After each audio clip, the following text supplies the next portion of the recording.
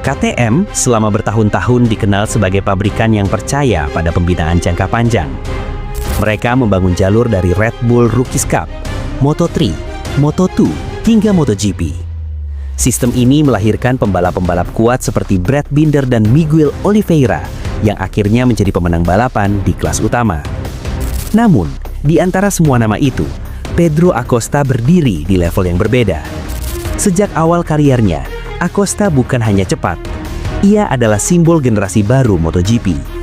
Juara Moto3 di musim debut, lalu langsung menjadi penantang gelar di Moto2, membuat pedok sepakat bahwa ia adalah calon juara dunia masa depan. Ketika Acosta akhirnya naik ke MotoGP bersama KTM, semua mata tertuju padanya. Di balapan debutnya di Qatar, ia langsung bertarung di barisan depan. Beberapa minggu kemudian, ia naik podium di Portugal.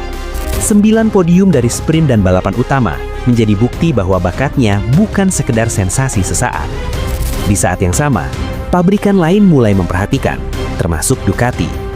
Ducati, yang saat itu dipimpin oleh Francesco Bagnaia sebagai pembalap utama, tentu belum membutuhkan perubahan. Namun di MotoGP, tim besar selalu berpikir beberapa tahun ke depan, dan nama Pedro Acosta mulai masuk dalam pembicaraan internal sebagai investasi masa depan. Sayangnya, perjalanan Acosta bersama KTM tidak berkembang seperti yang diharapkan. Memasuki musim berikutnya, kemenangan yang diprediksi semua orang tak kunjung datang. Motor RC16 tidak memberikan progres berarti. Masalah pengereman, keausan ban, dan getaran menjadi penghalang utama gaya balap agresif Acosta. Situasi internal KTM juga memburuk. Masalah finansial mulai terasa.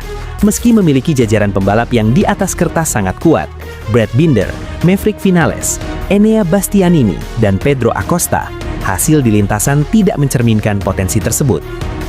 Di saat KTM stagnan, Ducati justru semakin dominan. Motor mereka menjadi tolok ukur MotoGP modern.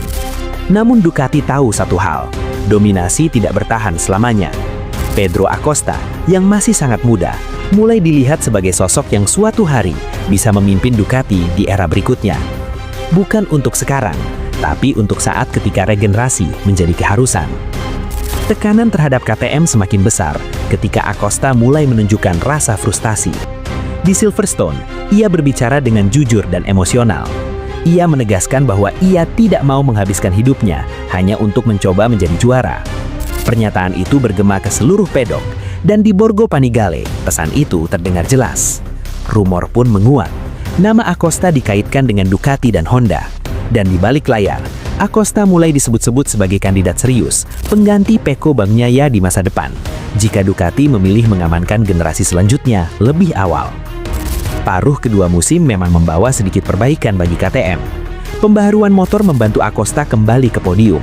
Ia finish keempat di klasemen akhir. Namun bagi pembalap yang sejak 2021 selalu menang di setiap level, musim tanpa kemenangan tetap terasa pahit. Sementara itu, Ducati terus mengamati.